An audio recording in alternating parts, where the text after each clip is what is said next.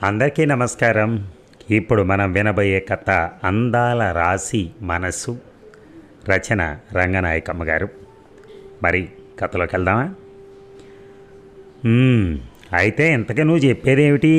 విసుగ్గా అడిగాడు గోపాలం. "అదేమిట్రా నాయన, అలా విసుక్కుంటే ఎలాగరా?" చంటివాడిని బ్రతిమలాడుతున్నట్టుగా అంది వాళ్ళ అమ్మమ్మ. "నా మాట కాస్త వినరా. నిక్షేపం లాంటి సంబంధం. నీకు కట్నాలు కానుకలు, నీ వెనక ఆడబిడ్డలకి కోరుకున్నన్ని లాంఛనాలు, పెళ్లి కూతురికి ఒంటి నిండా బాల తొడుగు చీర సారే. అబ్బా, సోదంతా ఆపు, ముందు అసలు రహస్యం చెప్పి." అసహనంగా అరిచాడు గోపాలం. "అదేమిట్రా గోపాలం, అలా అరవకరా నా తండ్రి. నీ పట్టుదల నీదే గాని మరీ మంచి చెడ్డ లేదట్రా. ఇంకా ఎన్నాళ్ళు ఇలా ఉంటావురా? చచ్చే వరకునే." "ఎవరు? నేనా?" ఉరిమి చూసింది అమ్మమ్మ. "మధ్య నేనేం చేశానురా?" "నువ్వు కాదే, నేనే. చచ్చే వరకు నా పట్టుదల మారదు అంటున్నాను." "నేనెత్తి కొట్ట. నోటికి ఎంత మాట వస్తే అంత మాట అంటావట్రా?" "మరేం చేస్తానే, నాకు గడియ కూడా తాపీ లేకుండా చేస్తున్నావు నువ్వు. నీ బోడి సంబంధాలు నువ్వును. ఎలాగో కష్టపడుతున్నావు. నాకు కావాల్సిన పిల్లనే చూడరాదు." "అంటే తెల్లటి పిల్లేనా?" వెటకారంగా అంది అమ్మమ్మ. ఎగిరి గంతేశాడు గోపాలం. "తెలుపు అంటే ఒత్తుత్తి తెలుపు కాదే అమ్మమ్మ. ఇటు చూడవే. పాల నురగలాంటి తెలుపు, పండు వెన్నెల్లాంటి తెలుపు, మంచి ముత్యం లాంటి తెలుపు, మల్లె పువ్వు లాంటి తెలుపు. నేనే స్వయంగా చూసుకుంటానే. పట్టపగలు పబ్లిక్గా 2 కళ్ళతోటి చూస్తాను. పైసా మందాన ఫేస్ పౌడర్ కొట్టి మెర్క్యూరీ లైట్ల ముందు మెరిపించి నన్ను మభ్యపెట్టేయచ్చని వాళ్ళెవరో చెప్పారని నువ్వు ఒప్పేసుకోకు. తెలిసింది కదటే నీకు." అమ్మమ్మ కోపం అవధులు దాటింది. 2 చేతులు జాడించి పారేసింది. "ఆహా, నువ్వు మహాదీపంలా వెలిగిపోతున్నావని నీకు మహా అపరంజి బొమ్మలాంటి పెళ్ళాం వస్తుంది. నేను చూడను మరి." "నువ్వు చూడలేవేమోనే అమ్మమ్మ. పాపం దేవుడు గారు పిలిచిందే తడువుగా వెళ్ళిపోతానంటున్నావు. ఆయన ఎప్పుడు పిలిచేస్తాడో ఏమిటో." ఎర్రగా చూసింది అమ్మమ్మ. "మహామురుస్తున్నావు కానీ నే చస్తే ఆ నల్ల పిల్లనైనా కట్టబెట్టేది ఎవరో చూస్తాను." "చస్తే ఎలా చూస్తావే? కొంపదీసి దెయ్యానివై." "చి నోర్మై బడబకాన. ఊరుకుంటుంటే బాగా." "అమ్మమ్మ, అలా తిట్టకే. నీకే పాపం. నా పేరు నీ మొగుడు పేరే కాదటే." "అదేరా నా తండ్రి, వెధవ పని చేశాను. నా దేవుడి పేరు తగిలించి చచ్చాక కూడా తిట్టిపోస్తున్నావు కదే నీ దేవుణ్ణి." మింగేలా చూసింది అమ్మమ్మ. అంతలోనే ఏమనుకుందో ఏమో పోజు మార్చింది, డైలాగ్స్ మార్చింది. "ఒరే గోపాలం, ఎల్లకాలం హాస్యాలేనట్రా. నీ పెళ్ళి చూడాలని నా ప్రాణం ఎంత ఉవ్విళ్ళురుతుందో నీకు మాత్రం తెలియదట్రా. నా మాట విని ఒప్పేసుకోరా ఈసారేనా." "ఇంపాసిబుల్. ఇంపా అంటే అసాధ్యము, జరిగే పని కాదు." "అమ్మమ్మ, ఒక్క మాటే. సర్వకాల సర్వావస్థలా గుర్తుపెట్టుకో. పెళ్ళి కూతురు తెల్లటి తెలుపా కాదా? ఉత్త తెలుపు కాదేవు. నీకు తెలుసుగా. ఆ సంగతి ముందు తెలుసుకో.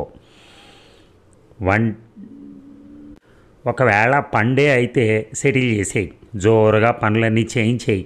చుట్టాలందరినీ బంధుమిత్ర సపరివార సమేతంగా పిలిచేయి. ఆ ముక్క కాస్త నాతో చెప్పేయి. రైటో. కొత్త బట్టలు అవి వేసేసుకుని జుమ్మంటూ తరలి వెళ్ళిపోదాం. పెళ్ళాడేద్దాం. తీసుకొచ్చేద్దాం. ఏమంటావు?" "ఓరిని కలలు బంగారంగాను." బోసి నోటితో నవ్వింది అమ్మమ్మ. "నాకు తెలియక అడుగుతాను. నీకు ఇది ధర్మంగా ఉందట్రా? తెల్లటి పిల్ల కావాలని నీలాంటి వాడు కోరుకోవటం ఏదైనా బాగుందా అసలు? విన్నవాళ్ళు నవ్వరు." అంటూ నొక్కుళ్ళు పడ్డ బొగ్గ నొక్కుంది. అంటూ విషాదంగా హెచ్చు స్థాయిలో నవ్వేశాడు గోపాలం. నిజంగా నాకే నవ్వొచ్చింది అమ్మమ్మ. అంత తెల్లటి పిల్ల నన్ను చేసుకుంటుందని నేను మాత్రం అన్నానా? గుడ్లురిమి ఆశ్చర్యంగా చూసింది అమ్మమ్మ. "ఇదేం చోద్యంరా నీతో? అంతా తెలిసి ఇంకా నీకెందుకు ఆ పిచ్చి?" "చూడమ్మమ్మ, ఆ పిచ్చి నాకు కాకపోతే ఇంకెవరికి ఉంటుంది? నీకు సైకాలజీ తెలుసా? తనకు లేనిదే కావాలన్న కోరిక మనిషికి ఉంటుంది. ఉండటం కాదు, అది మహావేధిస్తుంది మనిషిని. అందరాన్ని దాన్ని అందుకోవాలనే తహతహలాడతాడు. జీవితాంతం అది అందకపోయినా ఆ నిరీక్షణలోనూ ఆ నిరాశలోనూ ఎంతో హాయి, ఎంతో తృప్తి. గోపాలం తర్వాత మాట్లాడదు, లేచి కాస్త కాళ్ళు కడుక్కోరా, 2 బొబ్బట్లు రుచూదు అని లేచిపోతూ అంది అమ్మమ్మ. నేనేమో నల్లటి నలుపు, వెధవ నలుపు, నాకు తెల్లటి ఎంచక్కటి పెళ్ళం కావాలని కోరుకుంటే అదేం తప్పు? ముందు చెప్పు. తప్పో ఒప్పో ఆ పిల్ల ఒప్పుకోవద్దట్రా విసుగ్గా అంది అమ్మమ్మ. దిగాలు పడిపోయాడు గోపాలం. అమ్మమ్మ, నా మీద నీకు ప్రేమ లేదటే, నా పేరు నీ మొగుడు పేరే కాదటే, నా మనసంతా విప్పి చెప్పి ఆ పిల్లను ఒప్పించలేవంటే నువ్వు?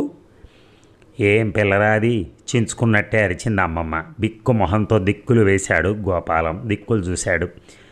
ఏం పిల్ల? ఏ పిల్ల ఎక్కడుంది? చిర్రెత్తుకొచ్చింది గోపాలానికి. నేను బొబ్బట్లు తిననే. అవేం చేసినీరా నిన్ను? నేను చస్తే తిన్నాను. నా తండ్రివి కాదు, అంత మాట అనకరా. లాభం లేదు, నేను తిననన్నానుగా. అబ్బే, నువ్వు మాత్రం 100, 1000 తింటావా? ఏవో 2 రుచి చూడు, ఎలాగో చేశాను నీకెంతో ఇష్టమని. పోనీ అలా అన్నావు, బాగుంది, రుచి చూస్తాలే.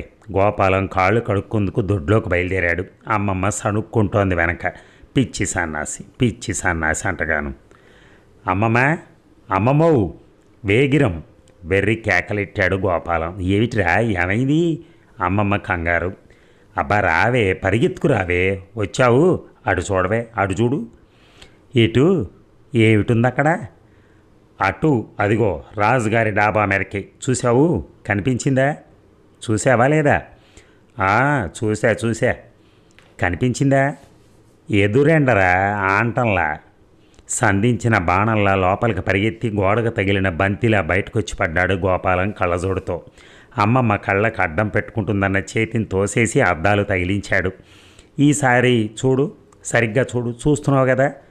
చూశానురా. కనిపించింది కదా? కనిపిస్తోందిరా. ఎవరు? మన రాజుగారి వరాలే కదూ. పక్కన ఆ పక్కన ఎవరో ఇంకో ఆడపిల్ల, కాస్త తెల్లగా. షటప్, అద్దాలు పీకేస్తాను. కాస్త తెలుసా? సరిగ్గా చూడు. తెల్లటి తెలుపు, మల్లెపువ్వు లాంటి తెలుపు, కాస్త తెలుపట. మంచి ముత్యం లాంటి తెలుపు అయితే, పాల నొరగలాంటి తెలుపు, పండు వెన్నెల్లాంటి తెలుపు. చూస్తున్నారా? తెల్లగానే ఉంది. అయితే నువ్వేటంటావు ఇప్పుడు? రాగాలు పోతూ అన్నాడు గోపాలం. ఆ పిల్లెవరో అడిగిరారాదే అమ్మమ్మ. బాగుందిరా నీతో, తలుచుకున్నప్పుడే తాత పెళ్ళా. మరి ఎందుకేమిటి ఆలస్యం? నా పెళ్ళి చేసేయాలని సరదా పడుతున్నానన్నావు, ఇప్పుడేమో. ఓరిని పిచ్చి దొంగలదోల, ఆ పిల్లకి పెళ్ళి అవ్వనే అయ్యిందో ఏమిటో. గిరుక్కన తిరిగి లోపలికి పోయి కద్దరు దుప్పటి మూసుకు దాన్ని నిట్టూరుస్తూ పడుకున్నాడు గోపాలం. ఒరే గోపాలం, నెమ్మదిగా వెళ్ళి అడుగుతాలేరా అంటూ వచ్చింది అమ్మమ్మ. వరలక్ష్మిని అడిగితే అంతా చెప్తుంది. ఆ పిల్లకి పెళ్ళి కాలేదంటే తప్పకుండా ఆ దారిన అటే వాళ్ళింటికి కూడా వెళ్ళి ఆ పిల్లతో మాట్లాడి దుప్పటి తన్ని పారేసి లేచాడు గోపాలం. అమ్మమ్మ, బొబ్బట్లు తింటానే. ఇక సరిగా గోపాలం పెరట్లో తారట్లాడుతున్నప్పుడే డాబా మీద వరలక్ష్మి తన నేస్తం కోమలికి గోపాలాన్ని చూపిస్తూ అంది. అటు చూడవే కోమలి, ఆ పెరట్లో అబ్బాయి నిన్నే కాబోలు చూస్తున్నాడు అంటూ నవ్వింది. కోమలి గోపాలాన్ని చూసింది. చూస్తూనే మొహం చిట్లిస్తూ, అబ్బా అంత నలుపేమిటి బాబు అనేసింది. వరలక్ష్మి విరగబడి నవ్వింది. కాకి నలుపు కదూ? ఉత్త కాకి కాదే బాబు, మాల కాకి నలుపు, చింతపండు నలుపు, పాలకొండ నలుపు. పక్కుమంది కోమలి.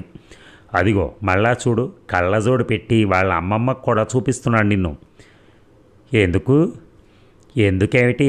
అంత దూరాన్నించి నీ అందాన్ని చూడలేని అమ్మమ్మకు కూడా చూపించి ఆనందింపజేస్తూ ఉంటే అతడెంత సౌందర్యోపాసకుడో నీకు అర్థం కావట్లా? బాగుంది, నిజంగానే మా అమ్మగారు ఇటు చూస్తుందేమిటి? కుతూహలంగా చూసింది కోమలి. పాపం అబ్బాయి అంత నల్లగా ఉన్నందుకు నాకు నిజంగానే జాలిగా ఉందే వరలక్ష్మి.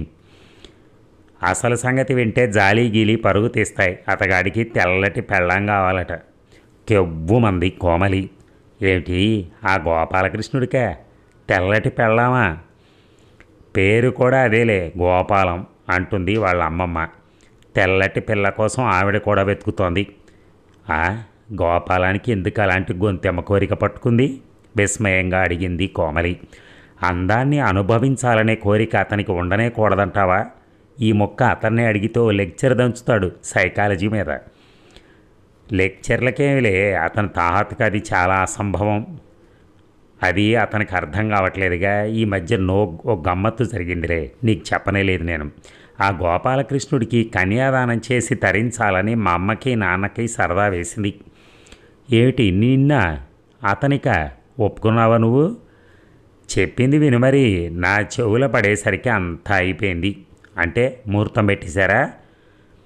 నాకు వరలక్ష్మి వద్దే వద్దు అనేసి అట్ట గోపాలం.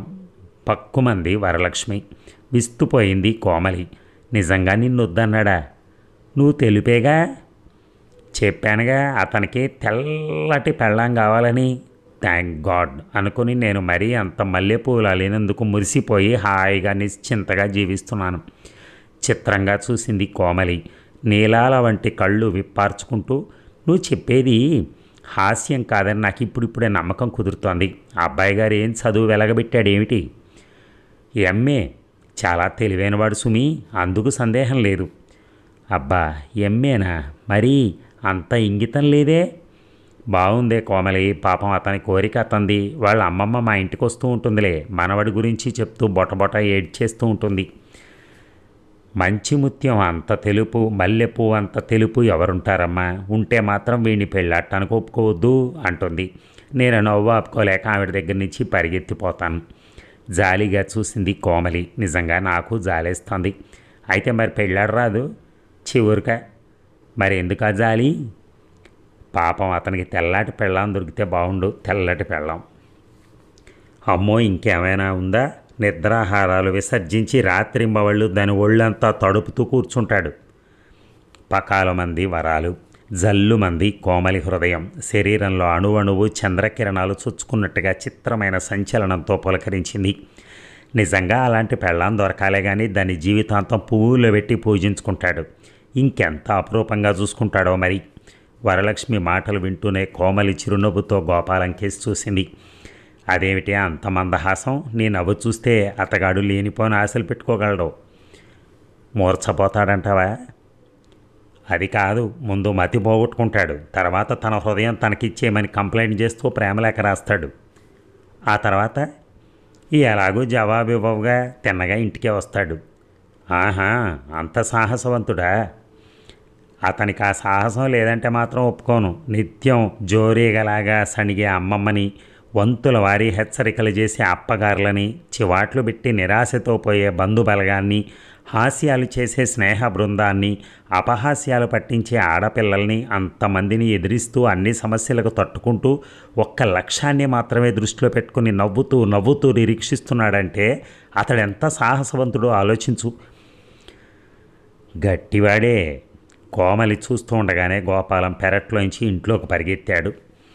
పెళ్ళికొడుకు గోపాలం తెల్లటి కట్టుబట్టల్లో నల్లగా నిగనిగలాడుతున్నాడు. గోపాలం ఊహించుకున్న దానికన్నా 5 రెట్లు అందంగా ఉంది శోభనంగది.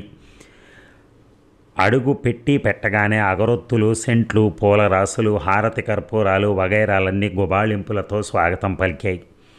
నగిశీల బల్ల మీద రకరకాల మిఠాయిలు, పాల గ్లాసులు, తమలపాకులు ఇంకా ఏమిటేమిటో సర్దబడి ఉన్నాయి. మల్లెపూల దండలు అలంకరించిన దోమతెర పానుపు రాజహంసల వయ్యారాలు ఒలకబోస్తోంది. ఆ పానుపుకి సమీపంలో ఒక అపరంజి బొమ్మ నిలబడింది. జలతారు చీర, కుచ్చిళ్ళు పాదాల మీద పారాడుతున్నాయి. పద్మాల పైట కొంగు నేల మీద జీరాడుతోంది. మల్లెపూల వాలుజడ పిరుదుల మీద వరేళ్లాడుతోంది. చీర నిండా జరీ తారలు చమక్ చమక్కమని మెరుస్తున్నాయి. ఆ సౌందర్య రాశి వదనారవిందం విరిసిన కమలం. అక్షరాల అంతే.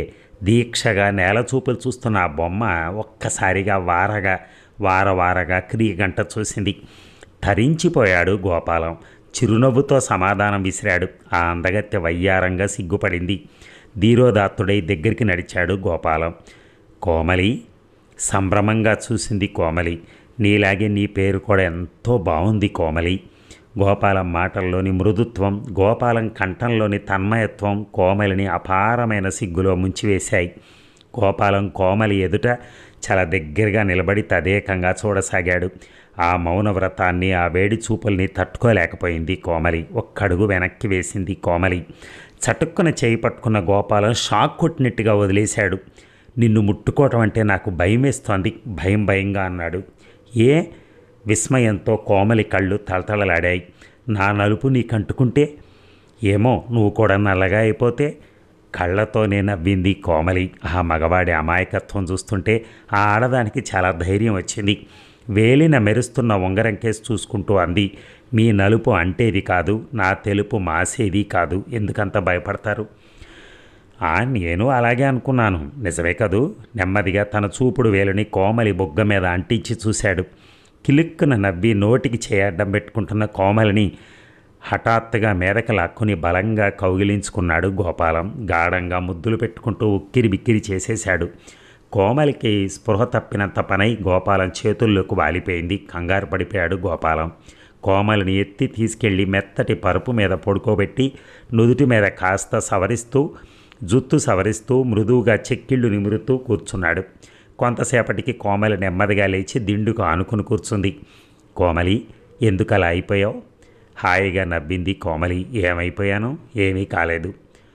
నిన్ను నువ్వే రక్షించుకుంటూ ఉండాలి కోమలి. నేను నిన్నేం చేస్తానో కూడా తెలుసుకోలేను. పర్వాలేదు, మీరేం చేసినా నాకు ఇష్టమే. నన్ను మీకు అర్పించుకుందామనే స్థిరపడి సిద్ధపడి వచ్చాను. గోపాలం చేతిని తన 2 చేతుల మధ్యకు తీసుకుంది కోమలి. అబ్బా, నీ చేతులు ఎంత తెలుపు కోమలి! మల్లెపువ్వు లాంటి తెలుపు, మంచి ముత్యం లాంటి తెలుపు. గోపాలం నోటికి చటక్కన చెయ్యి అడ్డు పెడుతూ నవ్వింది కోమలి. చాలు చాలు, ఆ దండకం అంతా నాకు తెలుసు.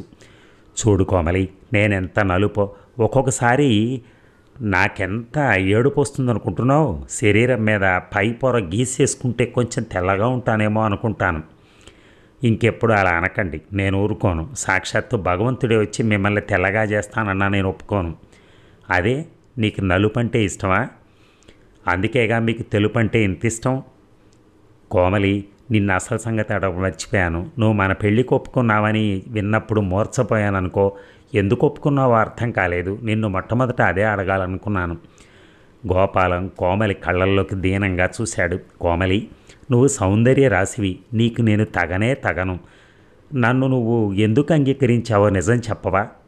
కోమలి మత్తుగా నవ్వింది.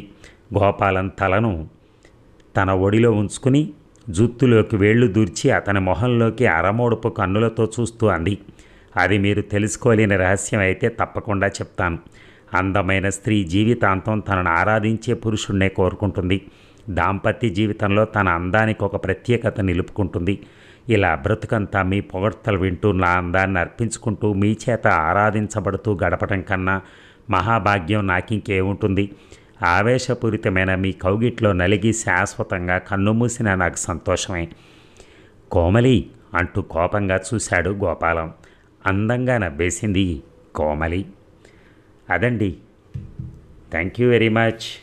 చూసారా, ఎప్పుడైనా అందం అది నలుపా తెలుపా అనేది కాదు, మనని ఎంత ప్రేమిస్తున్నారు అనేది కూడా మనం చూడాలి అని చెప్తోంది ఈ కథ. అంత ప్రాణంగా ప్రేమిస్తున్న అతనితో బతకటం వలన ఆమె ఎంతో హ్యాపీగా బతకగలుగుతుంది. కలర్దే ఉందండి అని ఈ కథ చెప్తోంది. సంతోషంతో ఉండే ఇద్దరి మనసులు చక్కగా ఆ జీవన ప్రయాణాన్ని అలా ముందుకు తీసుకెళ్తూ ఉంటారు. సంతోషం అనేది ఉంటే చాలు మనసులో. అంతేగాని ఒక అందమైన వాడిని చేసుకుని రోజు తన్నులు తింటూ ఉంటే బాగుంటుందా? అలా కూడా ఊహించవచ్చు మనం. అలాగే ఈమె అలా సాటిస్ఫై అయి ఉండొచ్చు అని నేను అనుకుంటున్నాను. Thank you very much. ధన్యవాదాలు.